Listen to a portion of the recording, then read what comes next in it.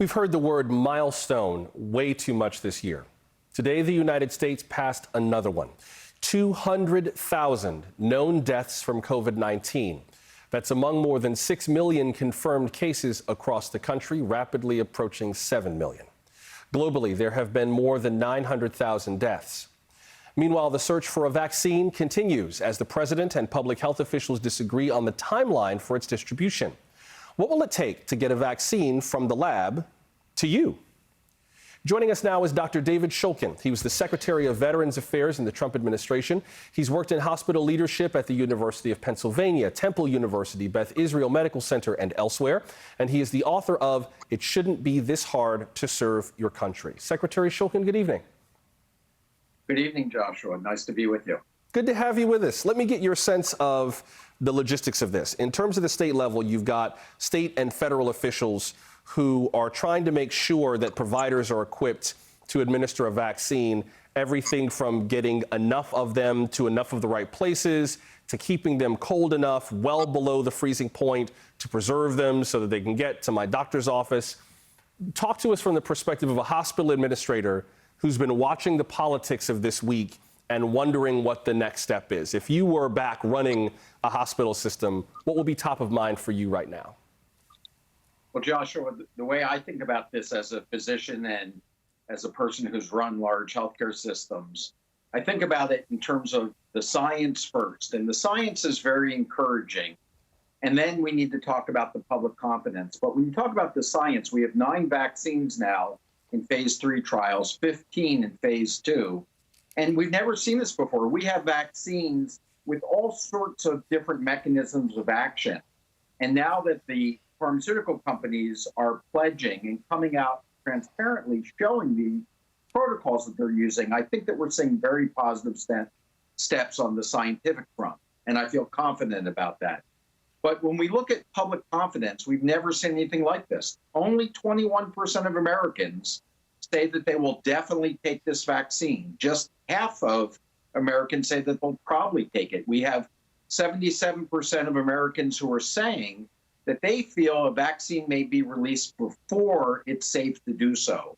So we really have a problem with people and people in very high places, like in the White House, talking about the release of a vaccine before we actually have the safety data. And that's my biggest concern, because if we can produce a very good, safe vaccine, people need to take it for it to work. I can imagine that there are doctors across the country who've been tearing their hair out all year because you have contrasting messages from the administration, including what we heard from Dr. Redfield when he held up his mask and said this is much more of a protective, of a deterrent for COVID-19 than the vaccine. I think part of the reason for that is you got a mask right now, and we're waiting on a vaccine that may have contraindications, that may work for some people than other people, that some of us may end up being allergic to. What do you think that people most need to know right now in terms of where all this sits for them, especially because the politics of this are so sticky? Well, I think you said something very important, Joshua.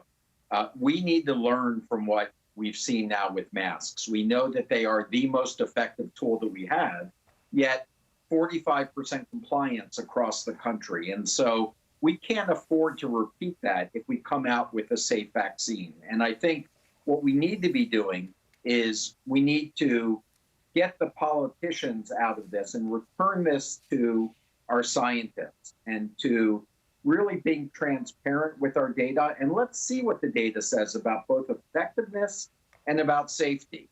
Because if we are fortunate to have a good, safe vaccine, we need people to feel confident that this is the right thing to do in order to get this pandemic behind us.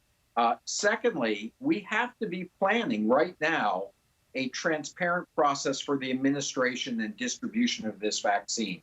Logistically, I'm confident that we can do this, but we have to first plan for the 20 million healthcare providers who are at high risk. 1 in 7 deaths in the world have been among healthcare workers. Yeah. We have 53 million 65 and older in this country. They are high risk as well. So we have to make sure we get this to the right people, get it distributed, make sure that there's not politics in any of the way that this vaccine gets administered, and return to a system where we have confidence in our scientists and those who are leading our healthcare agencies. I do agree with you. We do have the means to do this. I think logistically, once we have it, we can figure that out. The question is whether or not we will have something that people believe that they actually want to take. Dr. David Shulkin, former Secretary of the VA. Secretary Shulkin, good to see you. Thanks very much. Good to see you.